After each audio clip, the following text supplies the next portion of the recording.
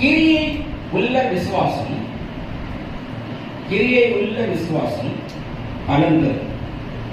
கிரியை உள்ள விசுவாசம் பலன் தரும். விசுவாசம் எப்படி இருக்குமா?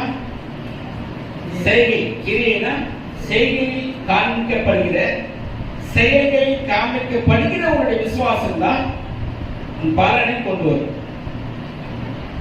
பலனை அதை பற்றி தான் இந்த நாளில் மாலை வேளையில் நம்ம பேசப்படுகிறோம். சத்தியத்தாரிகள் சத்தியங்கள் விடுதலையாக்கும் என்ற தலைப்பு.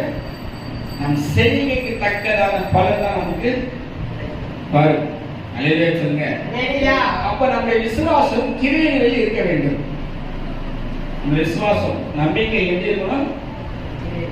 செய்கையில் இருக்கணும். எங்க இருக்கணும்? ஆமா. செயல்படாத விசுவாசம் ஒன்றுமே பலன் தராது. செயல்படாத விசுவாசம் நமக்கு எந்த பலனையும் தராது. விசுவாசமா இருந்தால் மட்டும் போதுமா? செயலில் காமிக்க வேண்டும்.